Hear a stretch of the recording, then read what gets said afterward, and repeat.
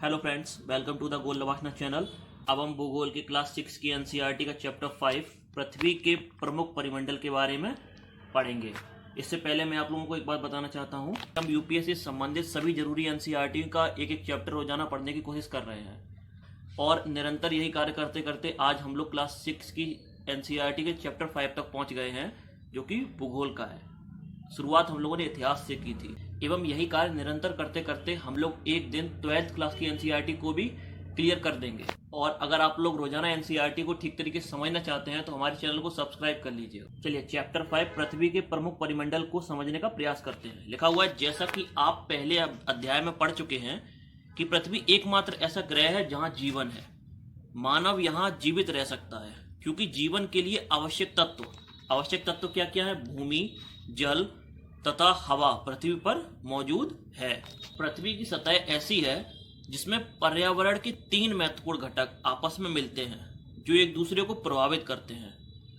पृथ्वी का ठोस भाग जिस पर हम रहते हैं उसे क्या कहते हैं? भूमंडल कहते हैं। क्या कहते हैं? भूमंडल कहते हैं। गैस की परतें जो पृथ्वी को चारों ओर से घेरे रखती हैं उसे क्या कहते हैं? वायुमंडल। क्या कहते हैं?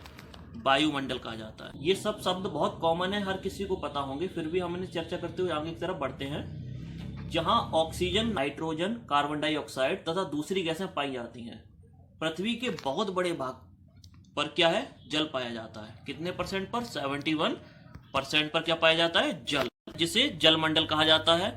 जलमंडल में जल की सभी अवस्थाएं जैसे बर्फ, जल एवं जलवाष्प सम्मिलित है। जीवमंडल एक सीमित क्षेत्र है।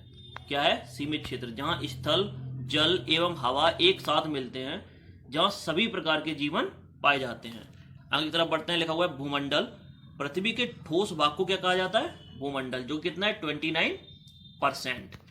यह भूपर्टी की चट्टानों से मिट्टी की पतली परतों का बना होता है जिसमें जीवों के लिए पोषक तत्व पाए जाते हैं।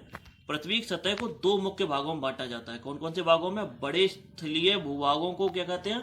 महाद्वीप के नाम से जाना जाता है तथा बड़े जलाशयों को क्या कहा जाता है? महासागरीय बेसिन के नाम से जाना जाता है। विश्व के सभी महासागर आपस में एक दूसरे से जुड़े हुए हैं ना। चित्र 5.1 में विश्व के मानचित्र को देखो। क्या सभी स्थलीय भूभाग एक दूसरे से आपस में जुड़े हुए हैं? बिल्कुल जुड़े हुए हैं। देख लेते हैं। ये देखिए, विश्व का मैप दिखाया गया है ना।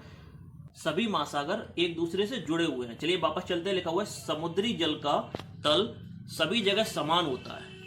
ये बात याद रखिए, समुद्री जल का तल सभी जगह समान होता है। स्थल की ऊंचाई को समुद्र तल से मापा जाता है जिसे शून्य माना जाता है। क्या माना जाता है? शून्य।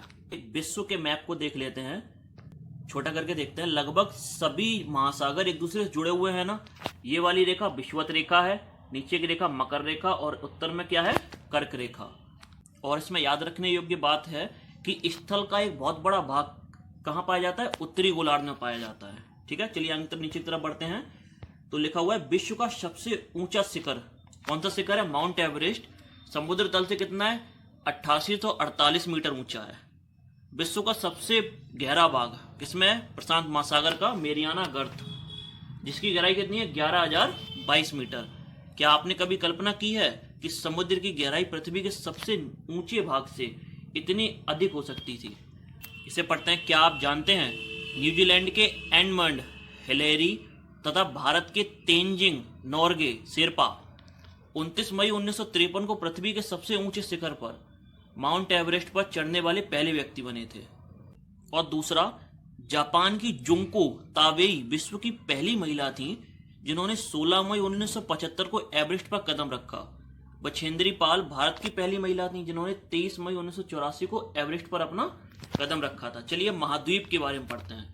पृथ्वी पर 7 प्रमुख महाद्वीप हैं। कितने? 7। ये विस्तृत जलराशि के द्वारा एक दूसरे से अलग हैं। अभी हमने पढ़ा था ना, सभी महासागर एक दूसरे से जुड़े हुए हैं ना, तो जलराशि के द्वारा एक दूसरे से अलग हैं। क्या है? महाद्वीप। महाद्वीप कौन कौन से हैं? एशिया महाद्वीप, यूरोप, अफ्रीका, उत्तर अमेरिका, दक्षिण अमेरिका, ऑस्ट्रेलिया तथा अंटार्कटिका। चित्र 5.1 में विश्व के मानचित्र को देखिए और ध्यान दीजिए कि स्थल का बहुत बड़ा भाग उत्तरी गोलार्ध में पाया जाता है। यह बात मैंने अभी बताई थी ना कि स्थल का बहुत बड़ा भाग उत्तरी गोलार्ध में पाया जाता है। चलिए अब महाद्वीपों के बारे में जानते हैं, जिनके नाम पढ़ लिए ना उनके बारे में भी जानते हैं। सबसे पहले पढ़ते हैं एशिया के बारे में। एशिया विश्व का सबसे बड़ा महाद्वीप है। यह पृथ्वी के कुल क्षेत्रफल के 1/3 भाग में फैला है। यह महाद्वीप पूर्वी गोलार्ध में स्थित है। कर्क रेखा इस महाद्वीप से होकर के गुजरती है। हमारे भारत से भी तो कर्क रेखा होकर के गुजरती है ना। एशिया के पश्चिम में यूराल पर्वत है, जो इसे यूरोप से अलग करता है। यूरोप एवं एशिया के संयुक्त भूभाग को यूरेशिया, यूरोप प्लस एशिया कहा जाता है, मतलब यूरेशिया कहा जाता है। इसके बाद पढ़ते हैं यूरोप एशिया से बहुत छोटा है। यह महाद्वीप एशिया के पश्चिम में स्थित है। अंटार्कटिक वृत्त इससे होकर के गुजरता है। यह 3 तरफ से जल से घिरा हुआ है। विश्व के मानचित्र को देखिए और इसकी स्थिति का पता लगाइए। चलिए पता लगाते हैं। अभी सबसे पहले इनको पढ़ लेते हैं। अफ्रीका, अब पढ़ेंगे अफ्रीका के बारे में। एशिया के बाद अफ्रीका विश्व का दूसरा सबसे बड़ा महाद्वीप है। विषुवत वृत्त या 0 अक्षांश इस महाद्वीप के लगभग मध्य भाग से होकर के गुजरती है। अफ्रीका का बहुत बड़ा भाग उत्तरी गोलार्ध में स्थित है। चित्र 5.1 में देखिए, आप पाएंगे कि यही एक ऐसा महाद्वीप है जिससे होकर के कर्क, विषुवत तथा मकर तीनों रेखाएं गुजरती हैं। सहारा का रेगिस्तान विश्व का सबसे गर्म रेगिस्तान है, जो कि अफ्रीका में स्थित है। यह महाद्वीप चारों तरफ से समुद्र एवं महासागरों से घिरा हुआ है। चित्र 5.1 में विश्व के मानचित्र को देखिए। आप देखेंगे कि विश्व की सबसे लंबी नदी नील नदी अफ्रीका से होकर गुजरती है। अफ्रीका का मानचित्र देखिए तथा बताइए कर्क, मकर और तथा विषुवत वृत्त इनके किन किन भागों से होकर के गुजरती है। सबसे पहले मैप ही देख लेते हैं यार, हर जगह इसी की चर्चा हो रही है। ये रहा अफ्रीका, विषुवत रेखा ये रही, कर्क रेखा ये रही, मकर रेखा ये रही। लगभग तीनों ही रेखाएं अफ्रीका से होकर गुजरती है ना। ठीक है, ये रहा ऑस्ट्रेलिया महाद्वीप। एशिया, ये रहा यूराल पर्वत, जिसके बारे में भी हमने पढ़ा ना कि हमें यूरोप से अलग करता है। ये क्या है? यूराल पर्वत। फिर यूरोप ये रहा। नीचे की तरफ बढ़ते हैं तो लिखा हुआ है उत्तर अमेरिका और दक्षिण अमेरिका। उत्तरी अमेरिका ये रहा और दक्षिण अमेरिका ये रहा। नीचे अंटार्कटिका है। ठीक है, लगभग आप लोग मैप को समझ चुके होंगे जो भी दर्शाया गया है। चलिए अब उत्तर अमेरिका के बारे में पढ़ते हैं। उत्तर अमेरिका विश्व का तीसरा सबसे बड़ा महाद्वीप है। यह दक्षिण अमेरिका से एक संकरीय स्थल से जुड़ा हुआ है, जिसे क्या कहते हैं? पनामा जल संधि कहा जाता है। देख लीजिए ये रहा, ये बहुत ही संकर स्थल, मतलब कि बहुत छोटे से रास्ते से जुड़ा हुआ है। यह क्या है? उत्तर अमेरिका और ये दक्षिण अमेरिका। यह महाद्वीप पूरी तरीके से उत्तरी एवं पश्चिमी गोलार्ध में स्थित है। यह महाद्वीप 3 महासागरों से घिरा है। क्या आप इन महासागरों के नाम बता सकते हैं? क्यों नहीं बता सकते हैं? प्रशांत महासागर, अटलांटिक महासागर और दक्षिण महासागर। दक्षिण अमेरिका के बारे में पढ़ते हैं। दक्षिण अमेरिका का अधिकांश भाग दक्षिण गोलार्ध में स्थित है। हम लोग पढ़ के आए हैं ना, उत्तरी गोलार्ध, दक्षिणी गोलार्ध, चैप्टर 2 में। अगर आपने वह वीडियो नहीं देखा है तो आप उसे भी देख सकते हैं। इसके पूर्व एवं पश्चिम में कौन से 2 महासागर स्थित हैं? विश्व की सबसे लंबी पर्वत श्रृंखला एंडीज इसके उत्तर से दक्षिण की ओर फैली है। चित्र 5.1। दक्षिण अमेरिका में विश्व की सबसे बड़ी नदी कौन सी है? नील नदी बहती है। अब ऑस्ट्रेलिया। ऑस्ट्रेलिया विश्व का सबसे छोटा महाद्वीप है, जो कि पूरी तरीके से दक्षिणी गोलार्ध में स्थित है। यह चारों तरफ से महासागरों तथा समुद्र से घिरा है। इसे क्या कहते हैं? द्वीपीय महाद्वीप कहा जाता है। क्या कहा जाता है? द्वीपीय महाद्वीप कहा जाता है। फिर अंटार्कटिका। अंटार्कटिका के बारे में क्या है? यह एक बहुत बड़ा महाद्वीप है, जो कि दक्षिणी गोलार्ध में स्थित है। दक्षिण ध्रुव इस महाद्वीप के मध्य में स्थित है। चूंकि यह दक्षिण ध्रुव के क्षेत्र में स्थित है, इसलिए हमेशा मोटी बर्फ से परतों से ढका रहता है। हमने पढ़ा था ना कि चैप्टर 2 में कि ध्रुवों पर ज्यादातर सर्दी का मौसम रहता है, ठंड रहती है, क्योंकि यहाँ पर सूर्य की किरणें सीधी नहीं पहुंच पाती। यहाँ किसी भी प्रकार का स्थायी मानव निवास नहीं है। बहुत से देशों के शोध केंद्र यहाँ स्थित हैं। भारत के भी शोध संस्थान यहाँ हैं, जिनके नाम है मैत्री और दक्षिण गंगोत्री। याद रखिएगा, पूछ सकते हैं। स्थलमंडल हो गया। अब नंबर आता है जलमंडल का। पृथ्वी को नीला ग्रह कहा जाता है, क्योंकि पृथ्वी का 71% भाग जल तथा 29% भाग पर क्या है? स्थल है। यह बात मैंने चैप्टर की शुरुआत में ही बता दी थी ना। कुछ ऐसी बातें जिनका जिक्र बाद में किया जाएगा, उन्हें मैं हिंट के तौर पर पहले ही बता देता हूँ, ताकि जब इनका जिक्र किया जाए तो हमें इन्हें समझने में आसानी रहे। इसीलिए तो बोलता हूँ चैनल को सब्सक्राइब करो। जलमंडल में जल के सभी रूप उपस्थित हैं। इनमें महासागर एवं नदियाँ, झीलें, हिम नदियाँ, भूमिगत जल तथा वायुमंडल की जल वाष्प सभी सम्मिलित हैं। पृथ्वी पाए जाने वाले जल का 97% से अधिक भाग महासागरों में पाया जाता है और वह इतना ही अधिक खारा होता है जो मानव अपने उपयोग में नहीं ले सकता। चलिए नीचे की तरफ बढ़ते हैं। वही लिखा हुआ है ना, जो मानव के उपयोग में नहीं आ सकता। शेष जल का बहुत बड़ा भाग बर्फ की परतों तथा एवं हिमनदियों तथा भूमिगत जल के रूप में पाया जाता है। जल का बहुत कम भाग अलवड़ रूप में पाया जाता है। हम लोग जो जल पीते हैं वो कौन सा जल है? अलवड़ीय जल है। और महासागरों में कौन सा जल है? लवड़ीय जल, जिसका उपयोग हम लोग नहीं कर सकते हैं। इसके बाद जो मनुष्य के इस्तेमाल में आता है, यही कारण है कि नीले ग्रह में रहने के बावजूद हम पानी की कमी को महसूस करते हैं। नहीं तो पृथ्वी पर तो 71% पानी है ना, लेकिन यह जल क्या है? लवड़ीय जल है। और हमें कैसा जल चाहिए? अलवड़ीय जल। इसके बाद चलते हैं महासागर की तरफ। महासागर क्या है? महासागर जलमंडल के मुख्य भाग हैं। ये आपस में एक दूसरे से जुड़े हुए हैं। लगभग 7वीं-8वीं बार हम लोग ये बात को पढ़ रहे हैं। महासागरीय जल हमेशा गतिशील रहता है। तरंगें, ज्वार भाटा तथा महासागरीय धाराएं। महासागरीय जल की 3 मुख्य गतियां हैं। बड़े से छोटे आकार के आधार पर क्रमशः 5 महासागर प्रमुख हैं। सबसे पहले प्रशांत महासागर, फिर अटलांटिक महासागर, हिंद महासागर, दक्षिणी महासागर और अंटार्कटिक महासागर। अब इन महासागरों के बारे में अभी तो पढ़ते हैं ना। प्रशांत महासागर। प्रशांत महासागर क्या है? सबसे बड़ा महासागर है। यह पृथ्वी के 1/3 भाग में फैला हुआ है। पृथ्वी का सबसे गहरा भाग मेरियाना गर्त, अभी पढ़ा था ना, प्रशांत महासागर में ही स्थित है। प्रशांत महासागर लगभग वृत्ताकार है। एशिया, ऑस्ट्रेलिया, उत्तर एवं दक्षिणी अमेरिका इसके चारों ओर स्थित है। चित्र 5.1 में देखिए, बहुत बार देख लिया ना, शायद आप लोग समझ भी रहे होंगे। तथा प्रशांत महासागर के चारों ओर इन महाद्वीपों की स्थिति का पता करिए। दूसरे नंबर पर क्या आता है? अटलांटिक महासागर। यह विश्व का दूसरा सबसे बड़ा महासागर है। अंग्रेजी भाषा में यह एस अक्षर के आकार का है। मतलब एस अक्षर के आकार का मतलब कि एस अक्षर के आकार में फैला हुआ है। इसके पश्चिमी किनारे पर उत्तर एवं दक्षिणी अमेरिका है और पूर्वी किनारे पर यूरोप और अफ्रीका। अटलांटिक महासागर की तट रेखा बहुत अधिक दंतुरित है। यह अनियमित एवं दंतुरित तट रेखा प्राकृतिक पोताश्रयों एवं पत्तनों के लिए आदर्श स्थिति है।